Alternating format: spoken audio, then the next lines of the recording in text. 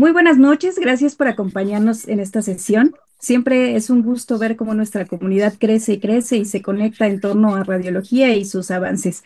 Muy buenas noches, doctor Max. Es un placer estar el día de hoy con usted y presentar este webinar el día de hoy. Muchas gracias a todos por conectarse. Yo soy la doctora Vireli Franco, el doctor Max, nuestro CEO de Imagine.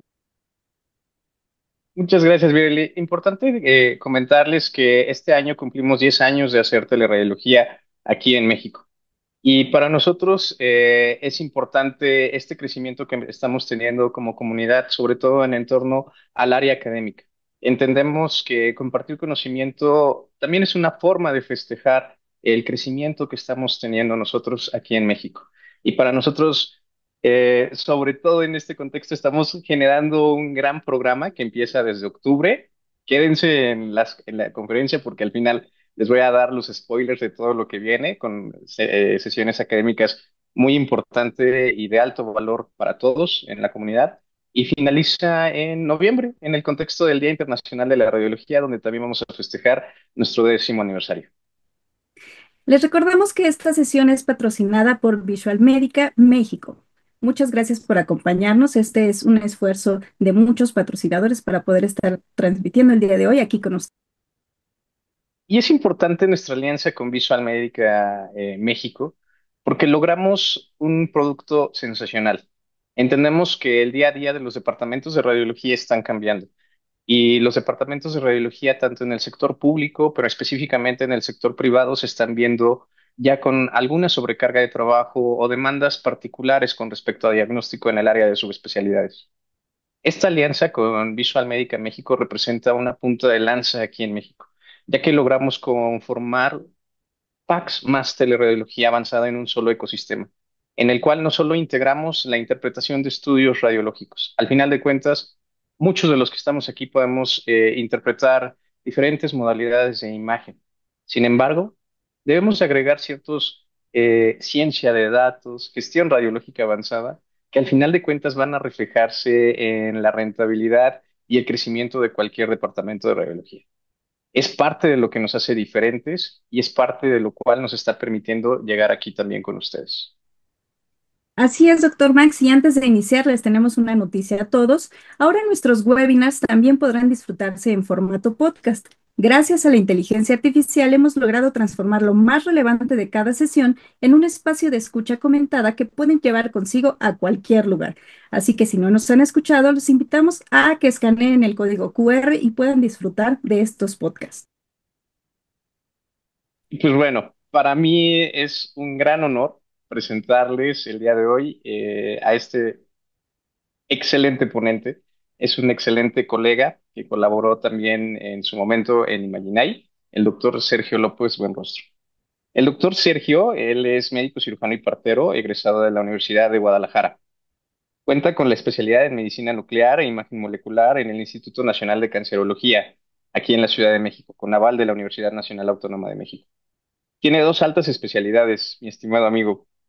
Una alta especialidad en PET-CT por la unidad PET-CT de la Universidad Nacional Autónoma de México y otra alta especialidad en neurociencias nucleares por el Instituto Nacional de Neurología y Neurocirugía, con aval igual de la Universidad Nacional Autónoma de México. Actualmente él radica en la ciudad de Guadalajara, donde es médico nuclear de la unidad de PET en Guadalajara. Muchísimas gracias por tu... De Guadalajara PET, ¿no, Sergio? Corrígeme. Sí, muchas gracias, Max. De Guadalajara PET. Pues Sergio, muchísimas gracias. Te agradezco muchísimo la participación. Recuerden que nuestra sesión está avalada por la Sociedad Mexicana de Radiología. Siéntanse con la confianza de mandarnos mensaje a través del chat. Todos los leemos y para nosotros es muy importante la interacción. Entonces, bienvenido, Sergio. Tienes a un gran público que está esperando conocimiento, que nos compartas todo el aprendizaje que quieres compartirnos. Muchísimas gracias, Sergio. Muchas gracias a ustedes, Max, especialmente a ti, pues, por la amistad también de todo este tiempo y también la invitación para esta plática del día de hoy. Es para mí un enorme gusto el poder estar con ustedes y compartir con Imagina y Connections. Igualmente, doctora Virali Franco, muchas gracias también por la invitación y todas las atenciones y gracias a todo el equipo de Imagina I. Pues justamente el tema que vamos a estar tocando el día de hoy es un tema bastante interesante que tiene que ver con el cáncer de próstata. Prácticamente el cáncer de próstata ha estado mejorando en el sentido pronóstico y en el sentido también general gracias a la imagen molecular, a las contribuciones también que hemos estado teniendo. Incluso hay tratamientos por la parte de medicina nuclear. Y es así que a la plática de hoy le hemos puesto Next Gen PET-CT, la imagen molecular del cáncer de próstata, del diagnóstico al tratamiento. Pues les agradezco también a todos los asistentes por conectarse y espero también que pueda ser de provecho y al final pues estaremos también al pendiente para cualquier pregunta o duda que puedan tener. Bueno, en primera instancia, el contenido que vamos a ver en la presente plática va a ser acerca de una introducción general para entender un poco acerca de la técnica que tal vez no todos podemos estar tan familiarizados con PET-CT, generalidades y radiotrazadores también para entender un poquito más que en realidad no es un solo radiotrazador, o sea, clásicamente podemos hablar, por ejemplo, de FDG, pero realmente tenemos muchos otros radiotrazadores. Estaremos entrando obviamente de manera más profunda para el PSMA. Igualmente hablando de técnicas, no solamente el PET-CT, sino también otra técnica de medicina nuclear como SPECT-CT que también nos ayuda para poder ver justamente este tipo de escenarios en pacientes a lo mejor que no tienen acceso a un PET-CT. Estaremos hablando de aplicaciones terapéuticas y finalmente también de las conclusiones. Primero, lo que nos da el quehacer a nosotros como médicos nucleares en la imagen molecular precisamente es la constitución de un radiofármaco, que el radiofármaco va a estar constituido básicamente por dos cosas. Una cosa que es el elemento radioactivo, que conocemos también como radionúclido, que dependiendo de lo que emita va a ser para lo que nos va a funcionar. Por ejemplo, se emite rayos gamma, nos va a funcionar para la gammagrafía o para el SPECT, que es la tomografía por emisión de fotón único o simple. Si emite positrones, nos va a funcionar para el PET o tomografía por emisión de positrones. Y si emite partículas, por ejemplo, como las beta negativas o las alfa, nos puede funcionar también para tratamiento. Tenemos también ciertas moléculas biotrazadoras, que son las que nos van a hacer tener o ver una vía en específico, y esto pues nos va a conformar un radiofármaco, que finalmente lo vemos así, justamente un elemento radioactivo unido a través de un quelante con una molécula específica y que de esta manera nos permite poder visualizar una vía específica o un receptor específico. Generalmente la forma en la que funciona el radiofármaco es a través de un modelo que conocemos como modelo de llave cerradura. El radiofármaco va a buscar unirse a un sitio específico, a una vía específica, y esto nos va a permitir también hacer una señalización, ¿no? Y poder obtener imágenes. De ahí que justamente llamamos también a esta área como imagen molecular. Y bueno, la manera en la que funciona, muchos de los radiofármacos que usamos se administran por vía intravenosa. Una vez que se administran, empiezan a llegar a los diferentes sitios de unión en los tejidos o células en cuestión. Y por ejemplo, podemos ver cómo aquí se une a diferentes receptores. Y una vez que llega a estos receptores, pues empieza obviamente a emitir, gracias a los positrones que se encuentran con electrones de las células tumorales, dos fotones energéticos que se les llaman también fotones de aniquilación y que estos son finalmente los que nos detectan los tejidos que se encuentran afectados, por ejemplo, por un cáncer en cuestión. De ahí que podamos obtener pues estas imágenes moleculares y en este caso pues se trata de un paciente que ya tiene, por ejemplo, un compromiso óseo difuso con metástasis esqueléticas, precisamente con una concentración a través, por ejemplo, de un PSMA. Y hablando de PET-CT, PET-CT ya son técnicas justamente híbridas de imagen en donde pues vamos a conjuntar justamente a los dos mundos, ¿verdad? Finalmente la unión también de las tecnologías hace un mejor rendimiento y una fuerza también mayor para poder hacer la interpretación y también la parte de mejores estudios. Y vemos cómo pues estos equipos están constituidos en su gantry precisamente por los dos estudios. Primero tenemos justamente la tomografía, ven cómo nos está formando justamente con la técnica helicoidal los cortes también de las diferentes partes del cuerpo.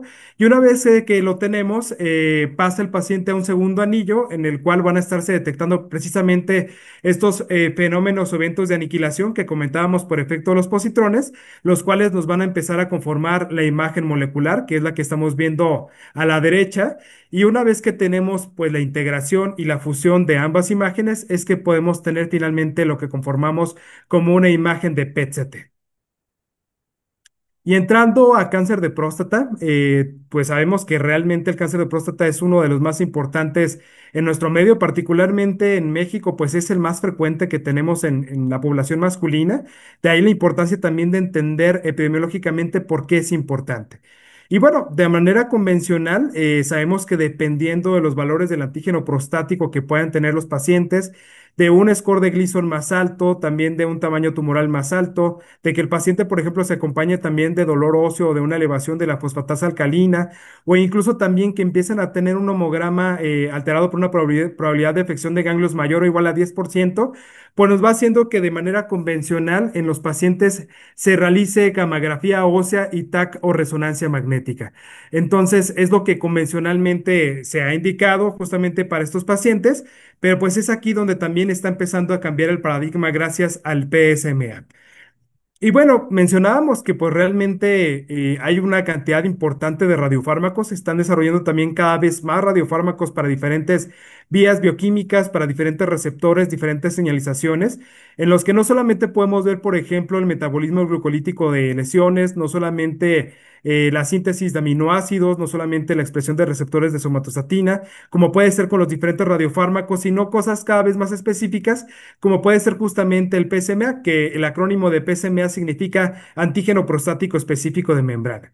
Y vemos justamente aquí a la izquierda cómo es la característica de la proyección de máxima intensidad y su distribución, en la que característicamente vamos a ver una captación, como ustedes pueden ver, en las glándulas salivales mayores, en las glándulas lagrimales también. Vemos también generalmente un poco de actividad en el espacio intravascular y también un poco en el fondo circulante de tejidos blandos. Vean cómo también tenemos captación en hígado, vaso, eliminación por vía urinaria y también intestinal, que esta va a variar dependiendo también de la molécula específica. Y bueno, realmente hablando de la imagen molecular dirigida, esta se ha empezado a tocar prácticamente desde las guías Radar 3, en donde se empezaron a incluir justamente diferentes análogos y moléculas que podían utilizarse para el estudio del cáncer de próstata. Habían iniciado, por ejemplo, con algunas que estaban dirigidas al transporte de aminoácidos o incluso otras como puede ser la síntesis de membrana o la síntesis de lípidos, como es el carbón 11 colina y el carbón 11 cetato. Sin embargo, una de las limitantes que siempre tenemos en medicina nuclear es la vida media física de los radiofármacos, justamente porque el radionúclido puede llegar a tener una vida media muy corta. Por ejemplo, el carbono 11 tiene una vida media solamente de 20 minutos. De ahí que obviamente también eso sea un factor limitante, por ejemplo, para poderlo tener a mayor disponibilidad y poder hacer ciertos estudios. Y de ahí que, por ejemplo, empezar a tener otras moléculas que sean marcadas con elementos radioactivos de vida media más larga, como el flúor 18, que tiene una vida media de 110 minutos, pues sea mejor, porque esto nos permite también poder tener mejores resoluciones. Y obviamente en este caso, cuando tenemos también un elemento radioactivo mejor y que además se une a una molécula, a un blanco excelente, como lo es el PSMA, esto nos empieza a elevar también los valores de sensibilidad y especificidad. Y vean cómo efectivamente de estas opciones, pues el PSMA es el que ha mostrado también mejores valores diagnósticos. Y bueno, ¿qué es el PSMA? El PSMA prácticamente es una metaloenzima que se encuentra con una disposición transmembrana, tiene una constitución de 750 aminoácidos, pero más allá de la bioquímica, lo que tenemos que entender es que la importancia del PSMA es que este se llega a sobreexpresar con una tasa de hasta 1000 a 1 en las células cancerígenas con respecto a las células prostáticas normales. Y eso es lo que precisamente lo hace convertirse en un excelente blanco molecular para el cáncer de próstata. Y bueno, tenemos diferentes radiotrazadores, de hecho, estos no son los únicos, pero son algunos de los que son pues más importantes, por lo menos en el medio más cercano.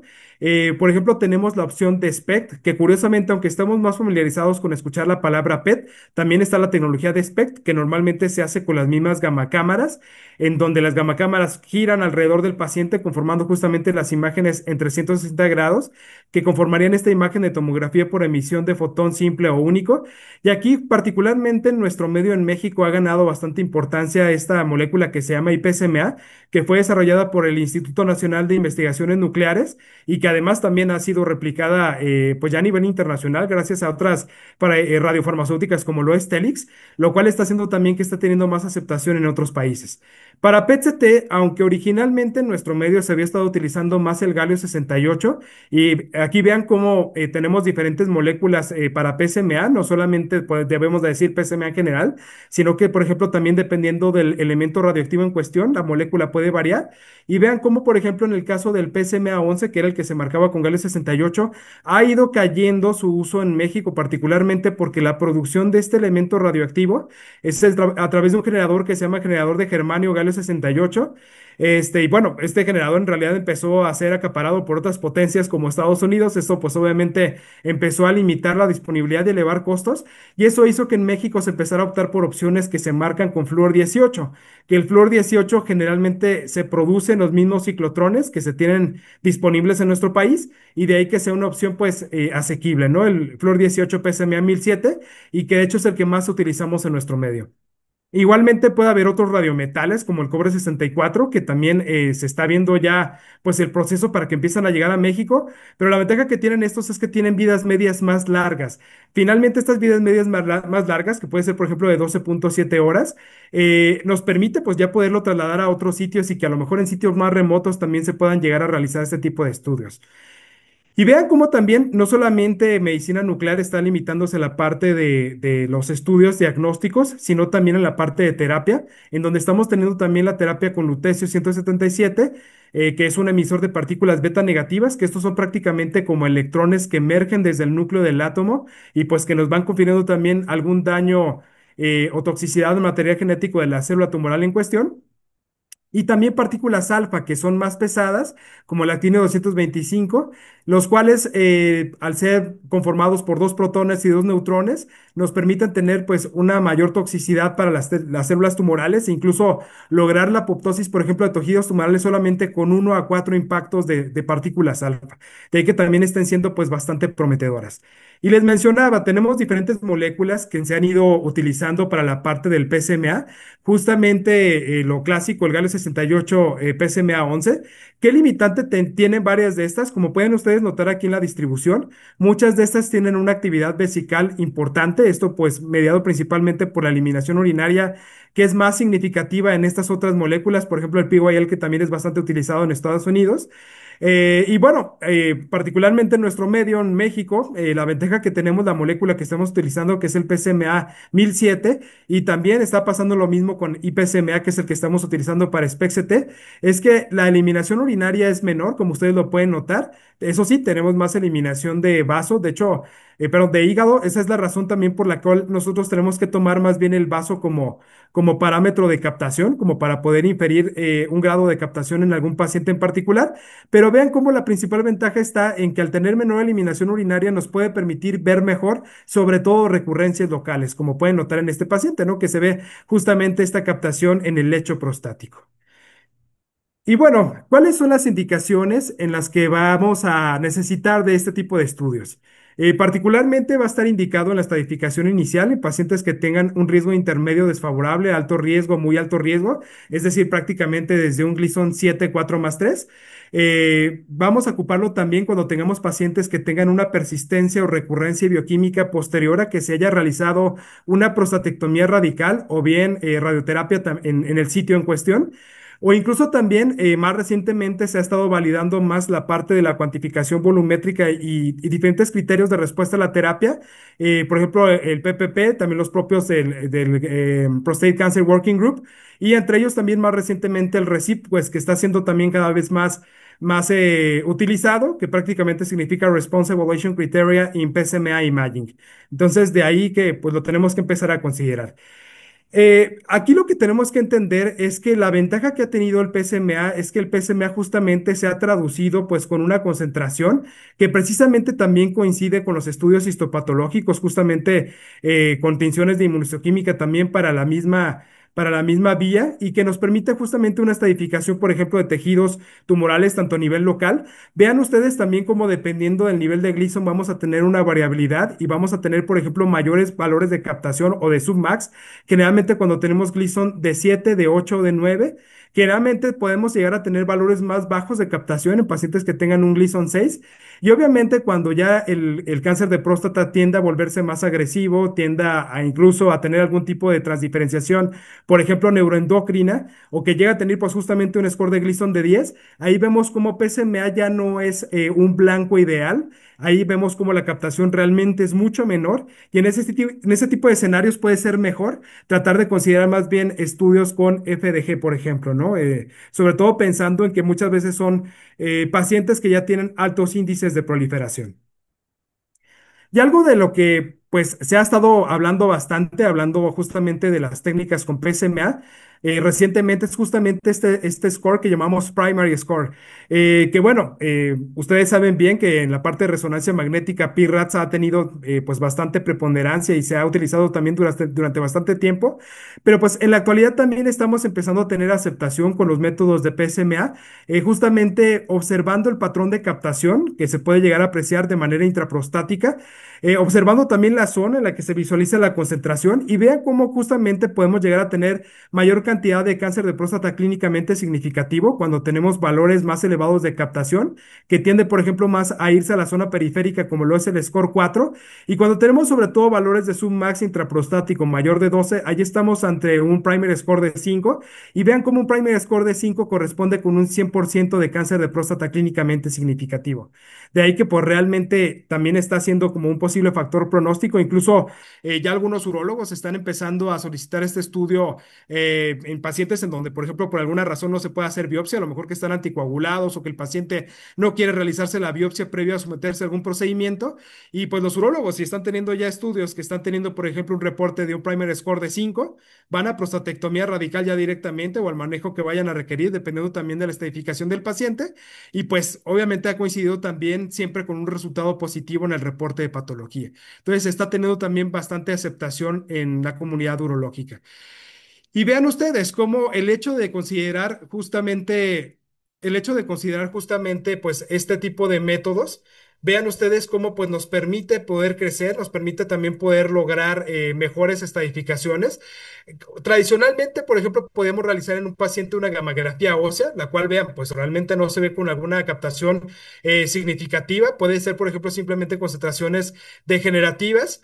Y cómo a la hora de que hacemos un estudio con PSMA podemos observar muchas lesiones hipercaptantes que podrían estar previamente ocultas, no distinguidas, por ejemplo, con los métodos de imagen convencional, y de ahí que pues estemos haciendo una mejor estratificación de nuestros pacientes.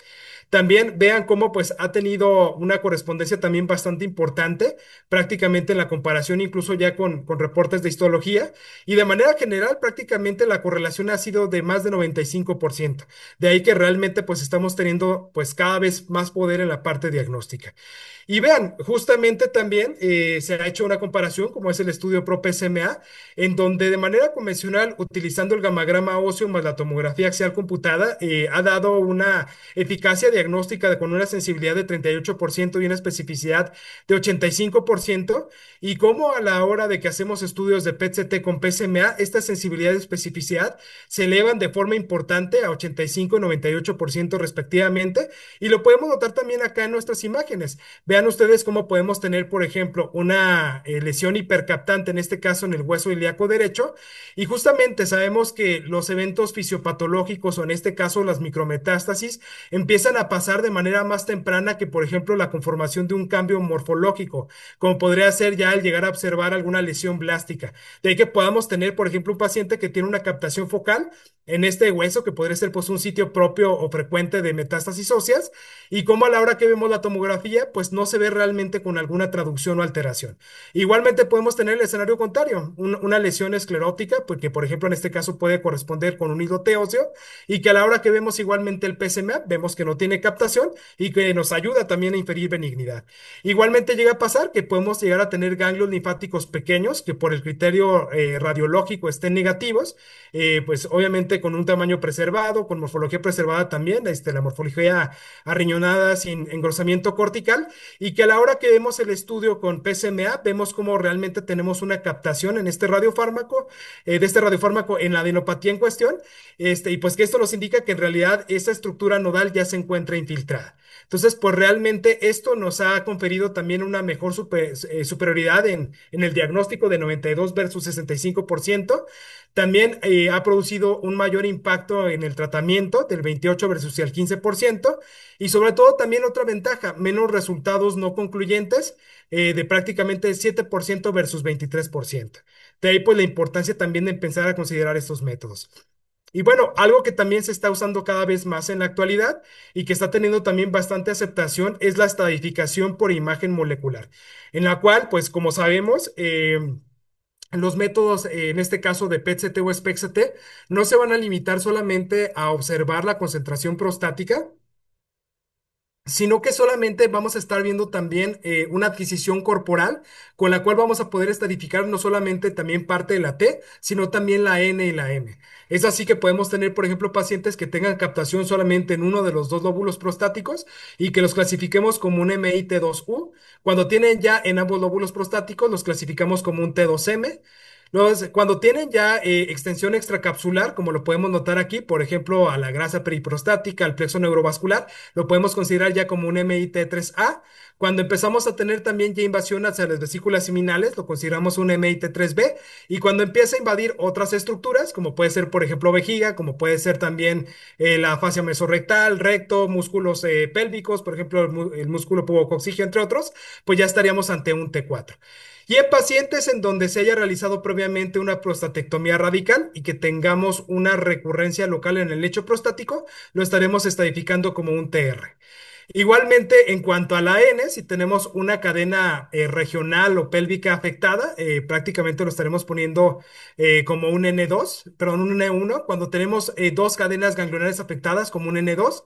Cuando tenemos ya adenopatías metastásicas, que pueden estar, por ejemplo, desde las cadenas ilíacas comunes, retroperitoneales y obviamente también ya cuando están por arriba del diafragma, pues se considera como un M1A. Cuando tenemos lesiones óseas, estará considerado como un M1B y aquí se subclasifica dependiendo de la cantidad de lesiones. Si es una, será unifocal. Si tenemos tres o menos, será oligo. Si tenemos ya múltiples lesiones, será diseminado. Y si tenemos una extensión ya difuminada en todo el esqueleto axial y apendicular, lo consideraremos DMI, que significa compromiso óseo difuso. Igualmente, cuando tenemos ya afección a órganos, como puede ser pulmones, cerebro, hígado, que ya sean afecciones viscerales, lo estaremos categorizando como M1C. La recurrencia bioquímica también es otro escenario muy importante en donde se nos solicita de forma frecuente en los servicios de PET-CT, en los estudios de PSMA, particularmente porque hasta 53% de los pacientes pueden llegar a desarrollar en algún momento una recurrencia bioquímica después de su manejo local. Y curiosamente, si se tiene un valor de antígeno prostático menor a 7, la probabilidad de que la gamografía ósea salga positiva es solamente menor a 5%. Y si tenemos igualmente un paciente con los mismos valores, que esté en la recurrencia bioquímica, la probabilidad también de que salga la tomografía computada positiva será solamente de hasta 14%. De ahí que justamente pues PSMA ha venido a ayudar bastante en este tipo de escenarios. Vean cómo los diferentes estudios han mostrado también valores de rendimiento bastante buenos. Y bueno, en general prácticamente estos rendimientos se han comparado también dependiendo del valor del antígeno prostático. Y esto tiene lógica porque los equipos de PET-CT tienen una cierta resolución espacial. Dependiendo del equipo de PET-CT, si puede ser de los más nuevos, a lo mejor a unos no tan nuevos, tal vez la resolución espacial pueda estar en un rango de entre 2 a 5 milímetros. De ahí que también el hecho de que tengas un valor menor del antígeno prostático puede traducir en que sea una menor cantidad de tejido la que tengas y en que la probabilidad de la tasa de detección sea menor. De ahí que, por ejemplo, vean cómo, pues prácticamente con un antígeno prostático en la recurrencia bioquímica menor a 0.5, pues vamos a tener prácticamente un 50% de posibilidades de detección, como si fuera un volado. O sea, realmente no es el escenario más ideal todavía para que les digamos a los clínicos que soliciten el PSMA. Sin embargo, vean cómo conforme va aumentando el valor del antígeno prostático, particularmente cuando vamos teniendo valores por arriba de 1, las tasas de rendimiento de diagnóstico se van acercando a 90%, incluso superiores al 90%, cuando tenemos ya valores de antígeno prostático mayores a 2 propiamente. Y vean también cómo de las diferentes moléculas que se han utilizado para el PSMA 1007 es el que ha mostrado también el mejor rendimiento con un 89%. De ahí que pues afortunadamente es el que estamos utilizando en México y pues que realmente está mostrando también pues una excelente tasa de detección en pacientes que tienen recurrencia bioquímica. ¿Y qué pasa, por ejemplo, con pacientes que aparentemente tengan, por ejemplo, un antígeno prostático mayor de 2 nanogramos sobre mililitro, que el tiempo de duplicación del antígeno prostático sea menor o igual a 10 meses, que tengan un Gleason score también mayor o igual a 8, y que han tenido a través de métodos convencionales por tomografía, resonancia y gamografía ósea estudios negativos? Vean cómo en este estudio precisamente, en donde se redefinió el M0, podemos catalogar que de 200 pacientes, solamente 4 resultaron negativos a la hora de realizar el estudio de PSMA y 196, o sea, una inmensa mayoría, terminó teniendo algún hallazgo positivo. ya sea recurrencia local en 55% de los casos, enfermedad ganglionar regional en 54% de los casos, enfermedad ganglionar metastásica en 39% de los casos, enfermedad metastásica ósea en 24% de los casos y enfermedad metastásica visceral en 6% de los casos. De ahí que realmente también, pues cada vez los urólogos lo están considerando más. Y sí, podemos llegar a tener justamente pacientes que tengan, vean, un ganglio, pues que obviamente por el criterio radiográfico pasaría completamente negativo, un eje corto de 3 milímetros, y vean cómo a la hora que hacemos el PET-CT tiene una captación pues bastante importante del radiofármaco de manera focal y que justamente corresponde con un sitio de recurrencia bioquímica. Para ver la respuesta a la terapia, les decía, parte de lo que se está empezando a hacer en la actualidad es justamente utilizar programas o software de cuantificación volumétrica como es el MIM. Y esto nos está permitiendo, por ejemplo, hacer un cálculo del volumen tumoral total que tienen, por ejemplo, los pacientes. Y esto obviamente poder definir mejor la tasa de respuesta que está teniendo un paciente. Ya viendo, por ejemplo, si el volumen, por ejemplo, de la carga tumoral va disminuyendo o va aumentando, por ejemplo, cuando tenemos que no hay un aumento o una reducción de 30%, en esos casos podemos llegar a hablar justamente de una enfermedad estable. Cuando tenemos un incremento mayor o igual a 20% con nuevas lesiones, podemos hablar justamente de una progresión de la enfermedad. Y cuando tenemos una reducción mayor al 30%, sin nuevas lesiones, estaremos hablando de una respuesta parcial. Y bueno, obviamente si llegaran a desaparecer todas las lesiones, pues estaríamos ante una respuesta completa, ¿no? Pero vean cómo pues la cuantificación volumétrica también es algo nuevo que se está empezando a aplicar y que nos puede empezar a ayudar a medir justamente la respuesta a la terapia basado en estos criterios de RECIPA. Y el hecho también de valorar a los pacientes con PSMA, con estos diferentes criterios, también nos va confiriendo cambios en el tratamiento. Vean, si no hiciéramos estudios de PSMA, realmente las líneas de tratamiento por una pues menor detección, una detección inadecuada de las lesiones reales de los pacientes, pues realmente las líneas de tratamiento terminan siendo más limitadas y cómo el hecho de realizar los estudios de PSMA nos está llevando a tener cada vez mayor cantidad de líneas de tratamiento, a hacer una medicina oncológica cada vez más molecular, cada vez más dirigida y personalizada, lo cual pues nos está confiriendo un cambio en el tratamiento de los pacientes de hasta 60%. Y otra cosa muy importante es que sabemos que las entidades oncológicas, los cánceres, llegan a tener alguna variabilidad conforme van teniendo tratamiento. Podemos llegar a tener, por ejemplo, un paciente que tenga originalmente solo enfermedad PSMA positiva, que esto pues es lo que presentamos principalmente en los adenocarcinomas. Ya veíamos Gleason 7, 8 y 9 principalmente. En estos pacientes, pues sabemos que empiezan generalmente primero con deprivación hormonal, empiezan también con incluso con antiandrogénicos avanzados como la abiraterona o enzalutamida, y conforme va haciendo pues la evolución de la enfermedad, sabemos que estos empiezan a tener un mecanismo de transdiferenciación en el cual el crecimiento pues lo empiezan a hacer por vías diferentes a las vías de los andrógenos, de tal manera que podemos llegar a tener justamente pues pacientes en donde ya no capte un PSMA y en donde por índices de proliferación elevados capten más bien otros radiofármacos como la FDG o flúor de desoxiglucosa, que de manera tradicional pues no lo haríamos en un paciente para estadificación de cáncer de próstata. Y así es que podemos llegar a tener este tipo de patrones. Un paciente que decíamos tiene enfermedad PSMA ávida, hacemos FDG, vean cómo con FDG se nota una mayor cantidad de lesiones en el hígado y cómo a la hora que hacemos justamente una sustracción volumétrica, esto también a través de los programas nuevos que estamos usando para la imagen molecular, cómo podemos tener pues justamente esta discordancia que nos ayuda, por ejemplo, a entender que el comportamiento de las lesiones del paciente está teniendo pues finalmente ya una vía heterogénea y que obviamente este paciente pues no se va a beneficiar a lo mejor de una sola línea de terapia para alguna de las vías, sino que probablemente va a requerir incluso ya de combinaciones terapéuticas para tratar de lograr una mejor respuesta. Y bueno, ¿qué perspectiva tenemos, pues lamentablemente en México, ¿no? En el sentido de que pues sabemos que los estudios de PET pues llegan a ser también costosos, dependiendo también obviamente del lugar. Los equipos de PET-CT pues si bien están aumentando en el país, para 2020 teníamos apenas pues alrededor de 50 equipos. Ya ahorita se supone que ya la estadística ya va entre 65, 70 equipos, afortunadamente está aumentando, pero estamos todavía muy por debajo de lo que recomienda la OSDE y la OMS, en donde se recomienda que haya un equipo de PET-CT por cada 500,000 habitantes, entonces pues debería de haber ya alrededor de 260 equipos en todo el país. Y bueno, sabemos que nuestra población, pues no toda tiene seguro de gastos médicos mayores, no toda tiene la probabilidad de llegar a pagar un estudio de PET-CT. De ahí que también empezar a considerar otros equipos o otros estudios puede llegar a ser bueno, ¿no?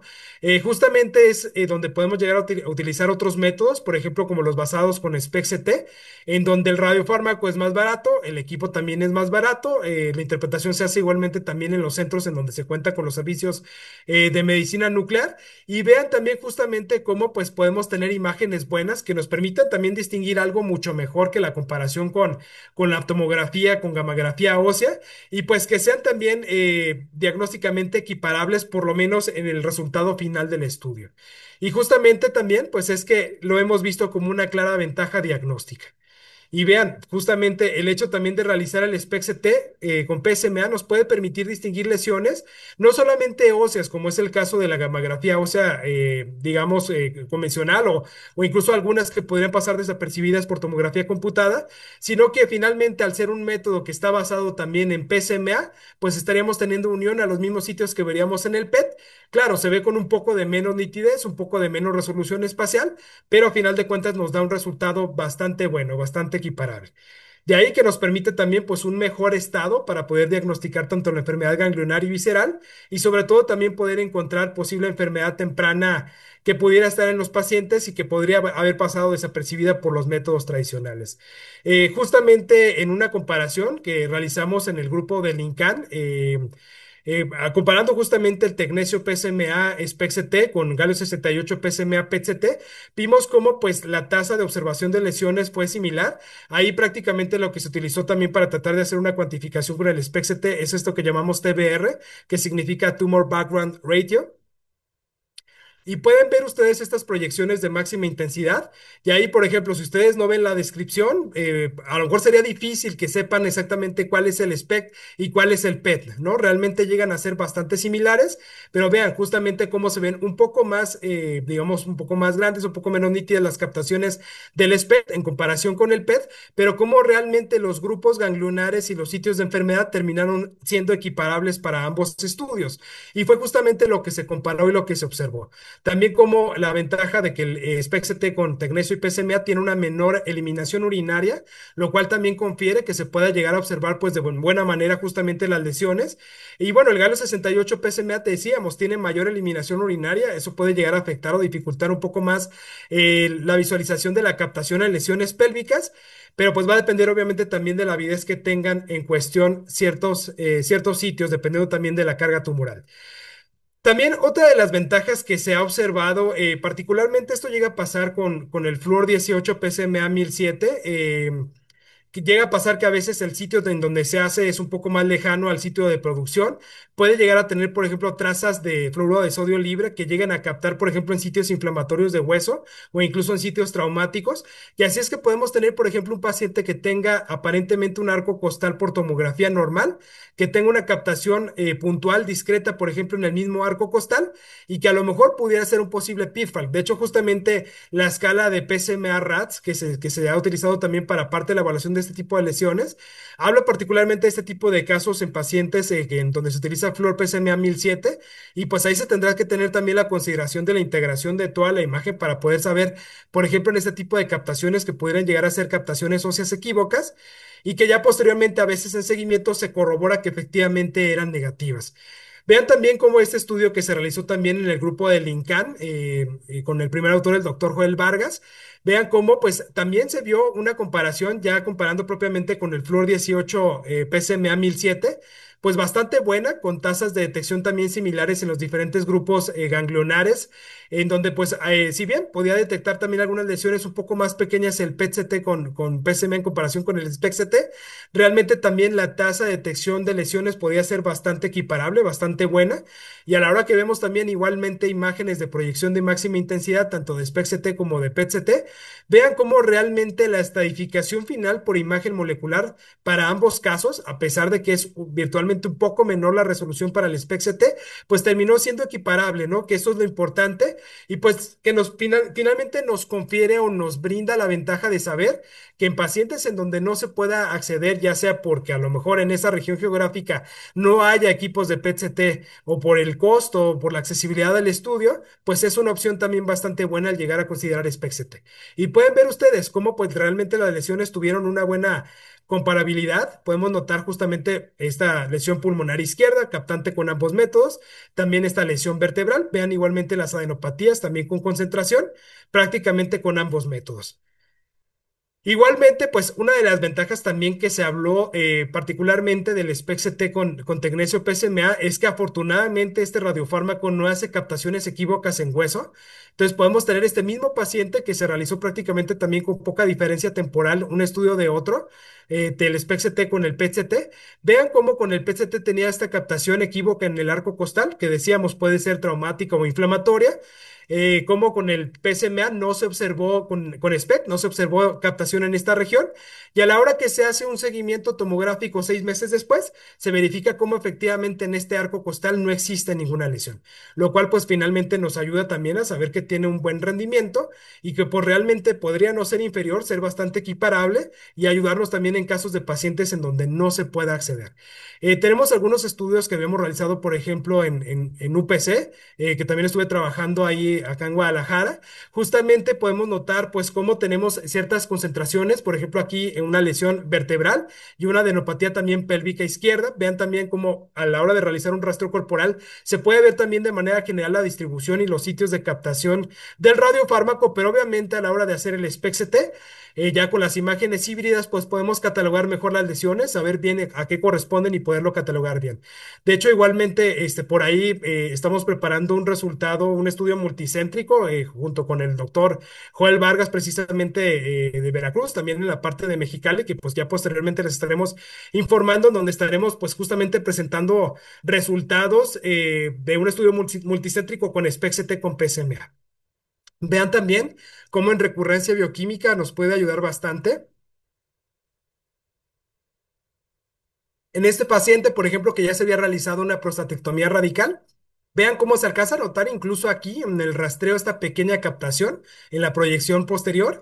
A la hora que hacemos SPECT-CT, igualmente vemos cómo corresponde con una lesión que se encuentra en el lecho prostático derecho y pues que en este caso corresponde justamente con el sitio de recurrencia. Este es un caso también de un paciente que nos mandó un urólogo de acá, el doctor Jiménez Godínez, para una, pues se podría decir estadificación, pero en realidad también para un diagnóstico primario, porque este paciente no le había podido realizar una biopsia previa a mandar el estudio precisamente porque estaba con anticoagulación. A la hora que vemos justamente el estudio, vemos cómo tenemos pues captación bastante importante del radiofármaco en ambos lóbulos, predomina por parte del lóbulo derecho. Vemos también cómo la captación se extiende también prácticamente hacia las vesículas seminales, que esto también por la clasificación de primary estaría entrando como un primary score de 5. Y pues bueno, ya con eso el urólogo se fue justamente a hacer la prostatectomía radical. Y vemos cómo, pues a la hora de que tenemos el reporte de patología, corresponde precisamente con un adenocarcinoma sinar, un Gleason 7 precisamente. Y vean sobre todo también cómo, pues precisamente las vesículas seminales estuvieron invadidas, como vemos que estaba presente en ambas. Y de ahí que la imagen molecular, pues realmente tiene una correlación histopatológica bastante importante. Ya entrando a las aplicaciones terapéuticas, realmente pues la medicina nuclear ha empezado a hacer efectos en la terapia desde prácticamente los años 90, inicialmente con la paliación del dolor óseo con radiofármacos como podían ser el estroncio, el samario, que todavía en ciertos casos lo seguimos utilizando también con fines paliativos. Posteriormente empezamos a tener justamente el advenimiento con el estudio Alcinca del radio 223, en donde ya no solamente lográbamos una paliación del dolor óseo, esto ya es un emisor de partículas alfa también, aunque con una vía no selectiva, prácticamente también funcionando a través de la vía calciomimética. Y bueno, el radio 223 ya empezaba a agregar justamente en los pacientes una sobrevida mayor a 3 meses, lo cual también ya lo confirió como dentro de las líneas de tratamiento. Y de hecho ahorita está volviendo a tener una nueva vida gracias al estudio PIS-3 en combinación con enzalutamida en pacientes también que sean, por ejemplo, incluso hormonosensibles y que tengan metástasis óseas. Igualmente, el lutecio PSMA, pues gracias al estudio Vision que se publicó en el New England Journal of Medicine, empezó a tener una autorización prácticamente desde el 2021 y pues en la actualidad está teniendo también cada vez más ensayos clínicos, cada vez más estudios y se está adelantando incluso cada vez más de línea de terapia. Las características que deben de tener los radiofármacos de terapia es que deben de ser selectivos, deben de tener también una retención prolongada en el sitio en cuestión, deben de conferir una mínima toxicidad a los tejidos adyacentes y finalmente lo que deben de lograr es un daño irreparable al ADN de la célula tumoral, esto a través de la transferencia lineal de energía que estos tienen. Y vean cómo, pues al igual que los radiofármacos diagnósticos, los radiofármacos terapéuticos funcionan también con un modelo de llave cerradura. Y pues la forma en la que van a lograr el daño precisamente va a ser a través de dos vías, la vía directa y la vía indirecta. La vía directa va a ser confiriendo pues directamente un impacto con una o las dos cadenas de ADN, lo cual pues obviamente produzca errores de transcripción en las células neoplásicas en cuestión, lo cual pues lleve finalmente a estas células a la apoptosis. Y vamos a tener también que puede llegar a configurar la formación de radicales libres en el citoplasma celular, lo cual también puede llegar a dañar, por ejemplo, parte de los componentes celulares, como puede ser incluso el mismo núcleo celular, el mismo ADN celular, algunos otros organelos incluso, o incluso la membrana plasmática. De ahí que también esto nos pueda llegar a ayudar. El lutecio PSMA va a ser administrado, pues, generalmente en los sitios en donde se encuentran licencia por medicina nuclear. Van a llegarse a administrar dosis también dependiendo de la carga tumoral. Pueden variar, según grupos del estudio europeo, entre 81 y 216 milicuris, aunque el estudio Vision trató de homologar la dosis y prácticamente utilizaron ellos dosis de 200 milicuris para todos los pacientes. Se pueden llegar a administrar hasta 6 dosis con un intervalo de entre 6 y 12 semanas. Generalmente nos vamos más hacia las 12 semanas cuando tenemos pacientes que tienen algún grado de mielotoxicidad o alguna razón por la que se debe esperar para el tratamiento, pero por ejemplo el estudio Vision trata de apegarse más hacia las 6.5 semanas. La administración es a través de vía intravenosa. Generalmente también para este tipo de tratamientos lo hacemos también con cierta premedicación, también con ciertos cuidados y ciertas también indicaciones de seguridad radiológica que les indicamos a los pacientes después para cuando se van a casa. Van a tener también una hidratación abundante y se les indica también tratar de hacerlo pues de forma sí bastante enfática, porque obviamente parte de la eliminación de la radiación que los pacientes están recibiendo tras la administración del radiofármaco va a eliminarse por vía urinaria y pues esto también nos va a reducir la posible radiotoxicidad que podría haber, por ejemplo, en tejidos sanos. ¿Cuáles son las indicaciones en las que vamos a administrar un tratamiento con lutecio? Pues esto lo vamos a hacer siempre con un consenso interdisciplinario, individualizando también cada caso, obviamente con el oncólogo, con el urólogo y pues con todo el equipo que estamos viendo al paciente oncológicamente hablando. Eh, Ahorita, pues en lo que está catalogado es que se tiene que dar en cáncer de próstata resistente a la castración metastásico. Anteriormente se había estado catalogando que se podía dar tras falla dos líneas de tratamiento, como es el antiandrogénico avanzado, como es enzalutamida o abiraterona y docetaxel, o sea, ya que tuviera alguna línea de taxano. Sin embargo, en la actualidad, ya gracias al estudio PSMA4, también se está mencionando que podría ser incluso factible llegar a utilizar el tratamiento con lutecio antes de hacer un cambio del antiandrogénico avanzado. Obviamente tenemos que documentar que el paciente tenga una enfermedad PSMA ávida, ya que así como capta en el PET o en el SPECT las lesiones, es como debería también de retener el lutecio 177.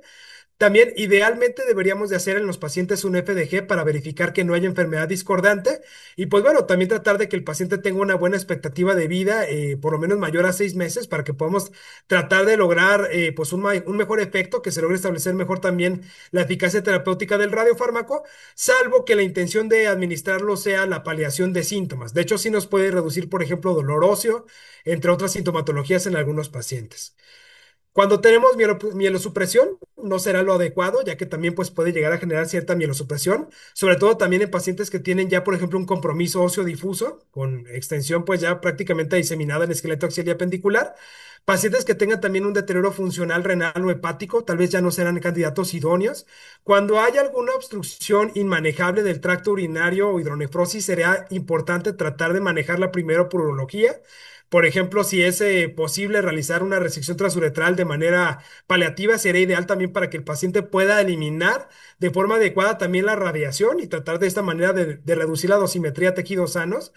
También las condiciones que requieran intervenciones urgentes, por ejemplo, si tenemos un paciente que tiene obviamente un síndrome de compresión medular, pues obviamente vamos a mandarlo directamente primero a radioterapia, ¿verdad? Hay que tratar de manejar primero lo que requiera el manejo agudo y ya posteriormente tratar de hacer pues ya el tratamiento para el resto de la enfermedad sistémica. Y también tratar de que los pacientes tengan un buen estado funcional, por lo menos de 3, para también de esa manera poder lograr pues un mejor apego sobre todo a los cuidados de seguridad radiológica y al aislamiento radioactivo que debe de llevar a cabo el paciente. Lo que se ha visto también es que obviamente mientras mayor sea la cantidad de captación, el submax, mayor va a ser el grado también de dosimetría que se logra en las lesiones y por ende también va a ser mejor la respuesta en esas lesiones, como lo podemos notar aquí en las curvas de Kaplan-Meier. Y ya decíamos, siempre será muy importante tratar de realizar también FDG, no solamente PSMA, sobre todo cuando estemos en la intención de valorar que un paciente sea tratamiento, para verificar sobre todo que no haya enfermedad discordante. Es decir, que predomine más la captación de FDG en comparación con PSMA, que haya también lesiones que capten, por ejemplo, FDG y que no capten PSMA.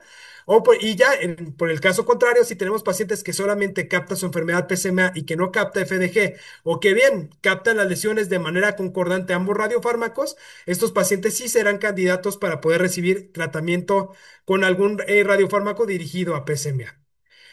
Y hay dos estudios pivote justamente que se han comparado para la parte del lutecio PSMA. Uno de estos estudios ha sido el estudio del grupo australiano, el Therapy, que se comparó contra Cabazitaxel. Ahorita vamos a ver también de manera breve las curvas de Kaplan-Meier. E igualmente el estudio Vision del New England Journal of Medicine. Vean cómo la cantidad de pacientes excluidos en el estudio Therapy fue mayor, de 28% versus 12% en el estudio Vision.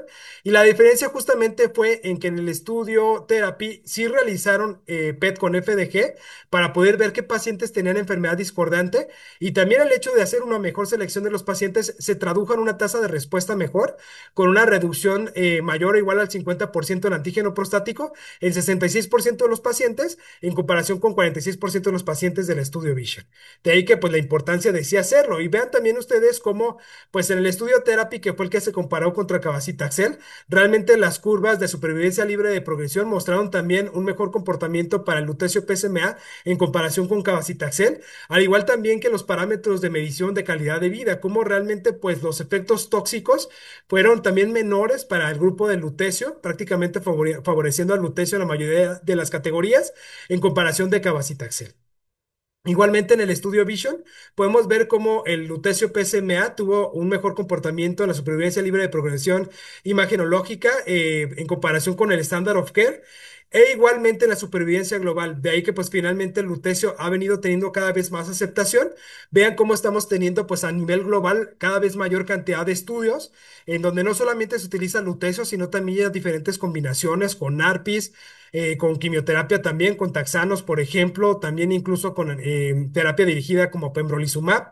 Y esto nos está haciendo también tener cada vez mayor efecto terapéutico y mejores resultados oncológicos. Y bueno, tiene lógica también en la parte de que obviamente cuando trabajamos juntos, pues la unión hace la fuerza, ¿verdad? Obviamente trabajando en equipo siempre con el oncólogo, con el grupo oncológico, estamos logrando también mejores resultados. E igualmente el lutecio PSMA, pues no solamente se está quedando en la tercera línea o segunda línea del cáncer de próstata resistente a la castración metastásico, sino que está empezando a subir de líneas de tratamiento e incluso se está empezando a adelantar, incluso para enfermedades localizadas o que son etapas clínicas más tempranas.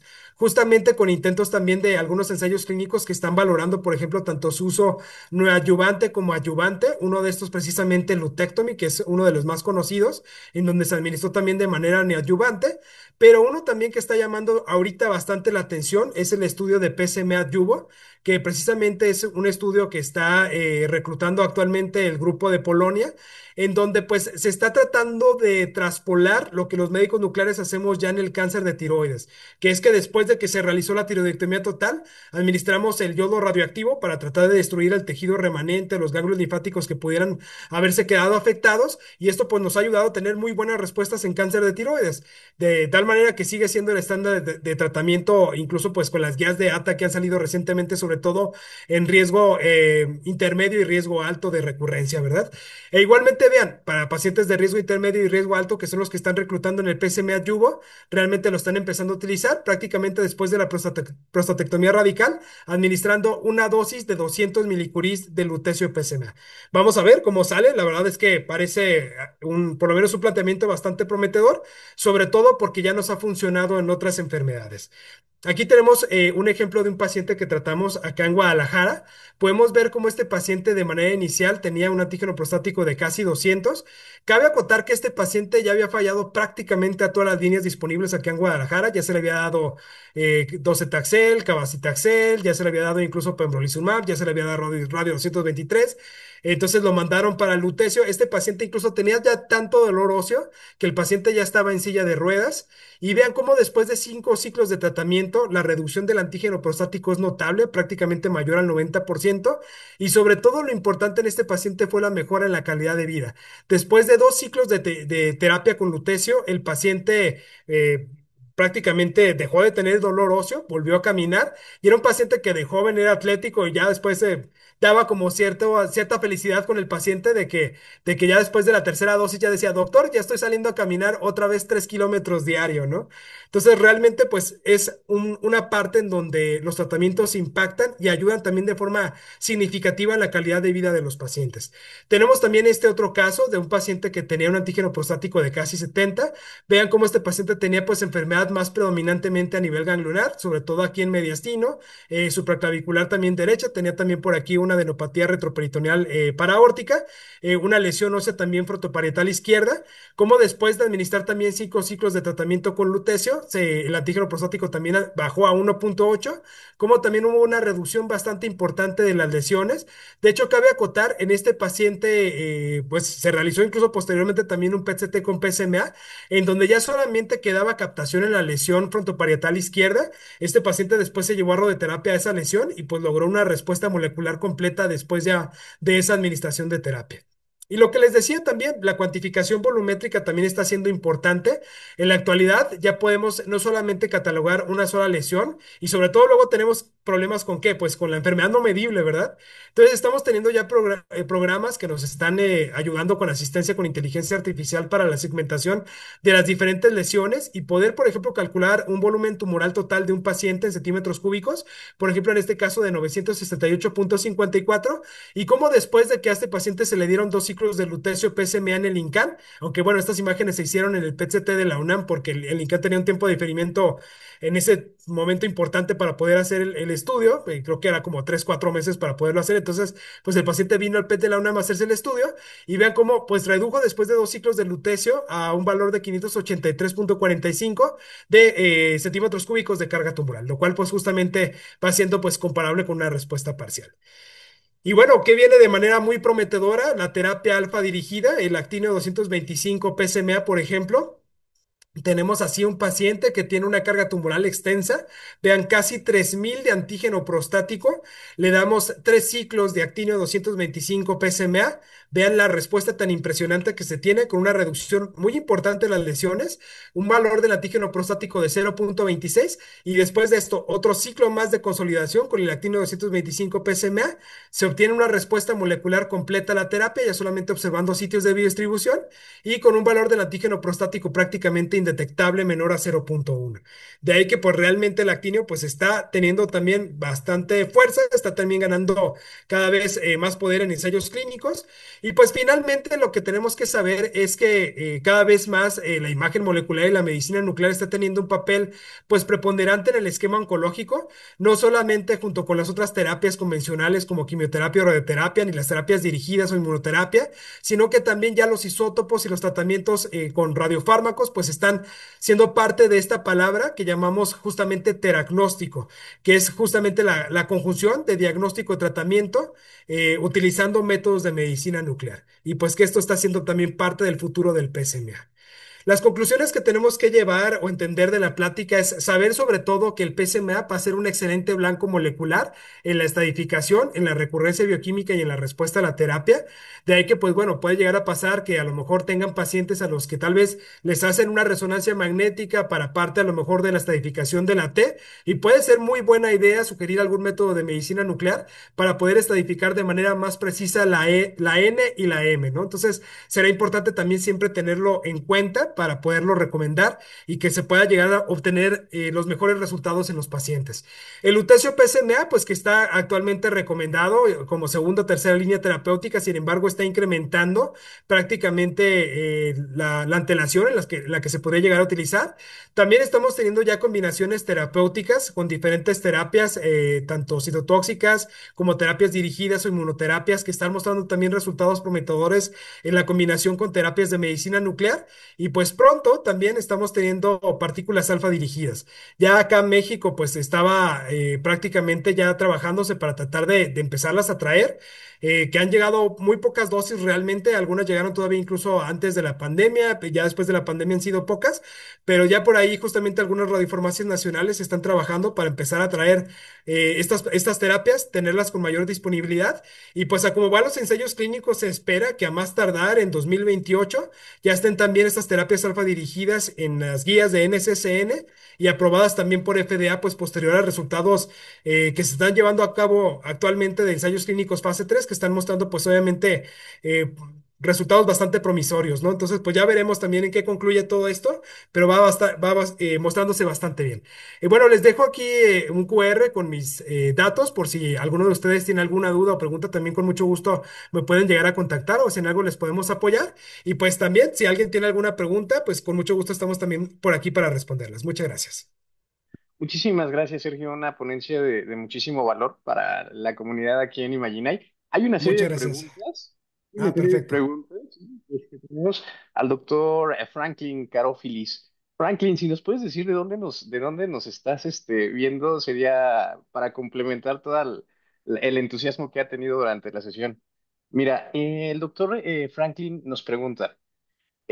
Cuando usan Tecnesio 99 PSMA, ¿cómo se estima el primary score de 5? ¿Con SV mayor a 12? Ok, Pregunta el doctor. esa es una muy buena pregunta. De hecho, prácticamente esa es una de las propuestas que se está tomando con el estudio que estamos también por publicar, porque justamente con SPECT no se ha catalogado todavía de manera estándar. Pero lo que se ha propuesto también es que dentro del consenso que hay justamente para el reporte de estudios basados en PSMA, se menciona una escala de captación, que por ejemplo, si un paciente tiene una lesión que no capta nada, sería un PSMA score de cero, o sea, no capta nada del radiofármaco. Si tiene una captación que sea, por ejemplo, menor prácticamente al espacio intravascular, que sea, por ejemplo, una captación leve, se categoriza como un PSMA score 1. Si tiene una captación moderada que ya esté, por ejemplo, en el rango de captación de hígado con SPECT, que recordamos, cuando es PSMA 1007 con flúor 18, debemos tomar el vaso como referencia para el PSMA score 2. Entonces, en el caso, por ejemplo, de SPECT, tomamos el hígado. Si una lesión capta similar al hígado, se categorizará como un PSMA score de 2. Y si una lesión capta similar a la parótida, o sea, que ya tiene una captación de grado alto, que sería un PSMA score de 3, es como lo estamos categorizando como un primary score de 5. Entonces, justamente, o sea, una captación mayor a la parótida o que está mostrando también captación extraprostática, es lo que se está recomendando para tomarlo como un primary score de 5 con SPECT. Muchísimas gracias, Sergio. Y Muchas igual gracias. el mismo doctor Franklin nos pregunta, ¿el PROMIS se usa solamente para etapificación inicial o también se puede usar para etapificación por recurrencia bioquímica? De hecho, sí, prácticamente se puede utilizar tanto para la tipificación inicial, para la reestadificación en pacientes que ya hayan tenido algún manejo también, lo podemos llegar también a utilizar. E igualmente la recurrencia bioquímica también idealmente deberemos de ponerlo, ¿no? Ya que pues puede pasar justamente que un paciente a lo mejor no solamente tenga recurrencia bioquímica en el lecho prostático, sino también a lo mejor en una adenopatía pélvica derecha y a lo mejor también en una lesión ósea en L1, ¿no? Por así decirlo. Entonces, será importante también Idealmente, o sea, de hecho algo que ya se está recomendando esta tarde incluir en estos informes de medicina nuclear, ya la categorización o la estadificación por imagen molecular del PROMIS, que ya ahorita estamos en la versión 2, y ponerlo como, pues, según la estadificación por imagen molecular, se categoriza como dos puntos MI y ya lo que corresponda, ¿no? Del T, el N y el M. Y esto pues también va a ayudar bastante a los urólogos. De hecho, es algo que les gusta mucho porque sí, les orienta bastante a qué decidir o a saber si al paciente ya de plano lo tienen que mandar al oncólogo, ¿no? Entonces, realmente sí, y saber a quién van a operar también, ¿no? O sea, desde esa parte, Sí. ¿no? Porque obviamente, pues tiene que estar algo localizado para que lo puedan operar. Pues si ya eventualmente ya está invadiendo otras estructuras, probablemente ya lo manden a radioterapia y pues la parte de la terapia hormonal, pues sí podrá ser parte de lo que seguirá estando en la parte del tratamiento con ellos, pero pues ya no, a lo mejor una prostatectomía radical en algunos casos, ¿no? Muy bien, muchísimas gracias, Sergio. Igual, Gracias. el doctor Robert González nos pregunta qué porcentaje de cánceres de próstata se estima que no expresan PSMA. Ok, de hecho esto es importante también, justamente en cuanto a la categorización, decíamos que, por ejemplo, tan solo incluso de las mismas estirpes que son adenocarcinoma sinar de próstata, que si bien sabemos, pues es la estirpe más frecuente, hemos visto pues que justamente el Gleason 10, o sea, la mayoría de los casos de Gleason 10 no van a tener alguna captación importante, o si acaso una captación leve, entonces el porcentaje de pacientes que tienen Gleason 10, algunos que tienen Gleason 6 también pueden llegar a no tener una captación importante del radiofármaco.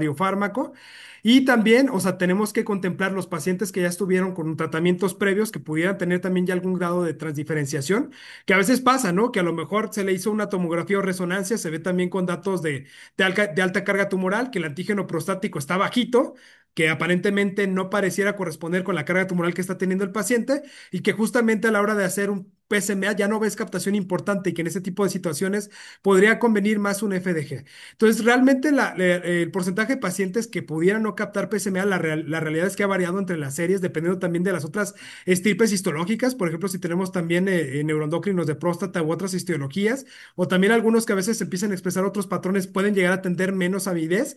Pero pues sí, se puede decir que de manera general 10 a 20% podrían no tener una captación adecuada.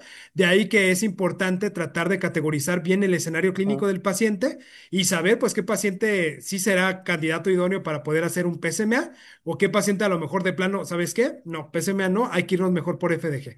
De hecho, algo curioso, aunque podemos llegar a tener dentro de las histologías de cáncer de próstata, por ejemplo, pues una transdiferenciación neuroendocrina y un carcinoma neuroendocrino de próstata, estos tienden a tener índices de proliferación elevados, con Ki-67 incluso mayores a 55%. Y entonces, por ejemplo, los análogos de somatostatina, como puede ser, por ejemplo, el flúor 18 creótido, como puede ser el Octrescan, como puede ser también el Galo 68 dotatate o el citate también que se marca con flúor 18, pues bueno, estos no captarían en ese tipo de casos porque recordemos que en el caso de tumores neuroendocrinos concentran sobre todo en los que tienen un rango de diferenciación, pues grado 1, grado 2, o sea, con un KI menor a 20% idealmente. En grado 3 pueden llegar a captar, pero ya empieza a bajar el grado de avidez justamente. Y pues de ahí saber que, pues bueno, aunque sea un cáncer de próstata neuroendocrino, muy probablemente sea con índice de proliferación alto y que realmente la mejor opción de radiofármaco será FDG en ese tipo de casos. Muchísimas gracias. Aquí, dando contexto, el doctor Franklin nos está siguiendo desde Guayaquil, Ecuador. Ah, Saludos perfecto. hasta Guayaquil. Y voy a hacer un combo de Saludos. preguntas precisamente entre el doctor Franklin y el doctor Jonathan Ruiz. Bien. Comenta el doctor Franklin, la terapia con lutecio puede ser indistintamente para enfermedad visceral, ganglionar y ósea. Dos, estamos hablando, dice que en esos 5 casos que presentaste hubieron hasta 15 meses, ¿no? De seguimiento.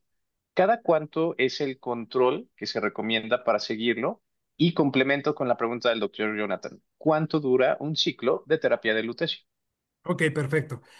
Bueno, en el caso, por ejemplo, de la primera pregunta, sí, efectivamente el tratamiento con lutecio nos puede ayudar a dar prácticamente terapia a lo que sea que capte PSMA, o sea, tanto lo local como lo ganglionar, como lo metastásico, tanto óseo como visceral. Hubo algún tiempo en donde, por ejemplo, decían, ah, no, si tiene más enfermedad ósea, dale mejor radio 223. Pero bueno, eso en realidad debería de verse también previamente realizando, por ejemplo, un fluoruro de sodio o un gamagrama óseo para tratar de ver si también hay una buena concentración de difosfonatos. Pero en realidad el lutecio podría funcionarnos en todos los sitios de enfermedad. Lo que sí es que el sitio que llega a tener más resistencia característicamente al lutecio llega a ser hueso, ¿no? Justamente uno de los sitios en donde llegan a tener, después de incluso de respuesta molecular parcial muy significativa o incluso cercanas a completa o completa, que también llega a haber algunos casos de respuesta molecular completa, pues generalmente el sitio de recurrencia suele ser hueso. Y de hecho ahí es justamente una de las partes donde está viniendo más fuerte la terapia alfa dirigida, porque la terapia Ujú. alfa dirigida, al tener una mayor transferencia lineal de energía, recordemos, las partículas alfa están constituidas por dos protones y dos neutrones, confieren un mayor daño a la célula neoplásica en cuestión y están logrando también conferir una mejor respuesta, incluso también a nivel óseo. Entonces, esa podría ser justamente una razón por la cual algunos pacientes podrían llegar a progresar, por ejemplo, al lutecio, y en donde a lo mejor una terapia alfa dirigida con actinio 225 podría ser una buena opción. Eso pues en la primera instancia, ¿verdad? En la parte de lo que mencionaba respecto a los estudios de seguimiento, particularmente lo que se busca con los pacientes con cáncer de próstata, después de cada ciclo de tratamiento, nosotros hacemos estudios bioquímicos, obviamente para poder corroborar que el paciente vaya respondiendo, tanto el antígeno prostático, fosfatasa alcalina, obviamente también monitorizando los valores de biometría hemática, las pruebas de funcionamiento hepático, examen general de orina también para ver que no haya algún comórbido con infecciones urinarias. Eso se va haciendo tras cada ciclo de tratamiento. También idealmente cada vez que administramos un ciclo de tratamiento, el lutecio 177, aunque emite partículas beta, también tiene una emisión mixta en donde emite también rayos gamma. Y estos rayos gamma nosotros también los podemos ver a través de la utilización de gammagrafía y SPECT-CT. Entonces, incluso después de cada dosis de terapia, podríamos estar haciendo un gamagrama con SPECT-CT post terapia para poder verificar la captación del lutecio en las lesiones e incluso también con ciertos software se puede calcular la dosimetría que estarían recibiendo en Grace cada una de las lesiones. Entonces, esa es otra cosa también que podemos llegar a hacer. Pero hablando de PET-CT, lo que se recomienda en muchas ocasiones es, si el paciente te va mostrando buena tolerancia y buena respuesta con los demás parámetros, puedes hacer un estudio basal, digamos, antes de iniciar la terapia, que es parte de lo que te permite también decidir que el paciente es candidato al tratamiento, un estudio de intervalo después de 3 ciclos de tratamiento y un estudio de final de tratamiento, ¿no? Para tratar de verificar justamente por PET-CT también cómo vas teniendo la respuesta en las lesiones. Entonces, eso es respecto al seguimiento, respecto al tiempo total de tratamiento. Justamente el tiempo total de tratamiento, pues puede irse incluso prácticamente hablando de que estuviéramos poniendo en un paciente una terapia incluso cada 2 meses en promedio, pues estaríamos hablando que tras administrar 6 dosis de tratamiento podríamos estar tomando en un ciclo completo de terapia con lutecio, pues alrededor de un año de tratamiento, ¿no? Entonces, sí, sí es un periodo prolongado en el que el paciente va a estar también con esta terapia. Y generalmente también el seguimiento que se ha hecho posterior a estos pacientes, pues también ha sido durante varios meses. Recordemos que ahorita también la fase en la que más se había validado era en la resistencia a la castración metastásica, ya con falla prácticamente a todas las líneas previas a tratamiento, que es también cuando pues el periodo o el pronóstico, mejor dicho, también para estos pacientes ya es más sombrío, digamos. Entonces, también eso es parte de lo que complicaba el seguimiento en esas fases. Pero algo que se ha visto justamente es que anteponiendo el lutecio incluso a otras líneas como quimioterapia, y ya se veía también incluso recientemente antes de realizar un cambio a ARPI, o incluso en terapias o en fases más tempranas, pues nos están mostrando también respuestas bastante prometedoras. Entonces, pues esperamos también que conforme vaya dándose antes el tratamiento, que pueda ayudarnos a conferir una respuesta terapéutica más temprana, podamos llegar a tener también mejores periodos de supervivencia global en los pacientes. Muy bien. Y la última pregunta, dicen, ¿han tenido experiencia sobre terapia tándem combinada? Actinio 225 PSMA más lutecio 177 PSMA. ¿Ok? Cristian Toalongo. Ok, perfecto. Bueno, en el caso, por ejemplo, de acá de Ciudad de México, ha habido solamente unos cuantos casos. Acá en Guadalajara no hemos tenido todavía actinio 225. En Ciudad de México hubo algunos casos, por ejemplo, de pacientes que habían fallado en otras instituciones o habían progresado a tratamiento con lutecio y que se les dieron algunos ciclos de actinio 225 justamente ya como tándem posterior nada más. A esos mismos pacientes que progresaron en un hospital privado que se llama Médica Sur. Sin embargo, ahorita realmente en México hemos tenido todavía un problema importante de disponibilidad de Actino 225 de la terapia alfa dirigida.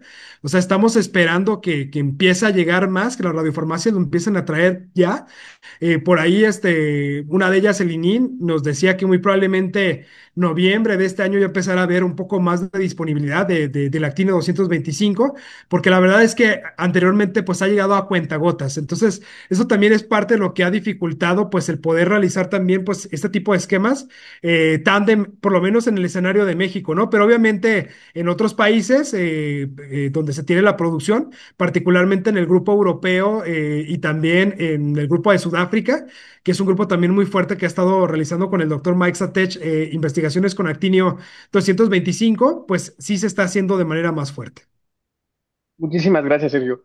Pues Muchas gracias. muchas gracias por los comentarios. Recibimos muchos asistentes de México, Monterrey, Puebla, de Bolivia, Ecuador, Chile, Argentina, ¿no? Estamos llegando también a Centro y Sudamérica. Muchas gracias, Sergio, por tu participación. Muchas Rapidísimo. gracias. Muchas Recuerden gracias a que el ustedes. jueves